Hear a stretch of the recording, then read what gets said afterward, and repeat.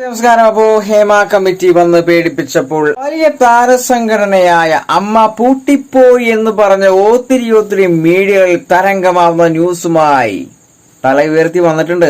പീഡിപ്പിച്ചു എന്ന് പറയുന്ന ആ ഒരു ഇര പറയുന്നത് ഇന്നൊരു ദിവസം ഒരു നടനെ പറയുന്നു, നാളെ ഒരു ദിവസം വേറൊരു നടനെ പറയുന്നു. അങ്ങനെ മാറ്റിയാണ് പറയുന്നത്. തീർച്ചയായിട്ടും ഒരു അടിസ്ഥാനപരമായിട്ട് ഒരു സ്ഥലത്ത് നിലയുറപ്പിക്കാൻ സാധിക്കാത്ത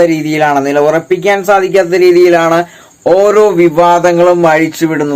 യൂട്യൂബും മറ്റു മീഡിയകളും ഓപ്പൺ ചെയ്യാൻ ഭയമാകുന്നു. കാരണം എപ്പോൾ ഓപ്പൺ ചെയ്താലും ഈ ഒരു പീഡന സംബന്ധമായുള്ള കാര്യങ്ങളാണ് ഇപ്പോൾ മീഡിയകളിൽ ചർച്ചകൾ നടക്കുന്നതും. അടുത്ത ദിവസങ്ങളിൽ കാണാൻ സാധിച്ചത് ഓരോ ഇരകളും വന്നിട്ട് പറയുന്നത് എന്നെ ഇന്നയാൾ പീഡിപ്പിച്ചു എന്ന് ഒരു ദിവസം പറയും, പിറ്റേ ദിവസം അദ്ദേഹത്തിന്റെ പേര് മാറ്റി വേറൊരു നടനെ പറയും.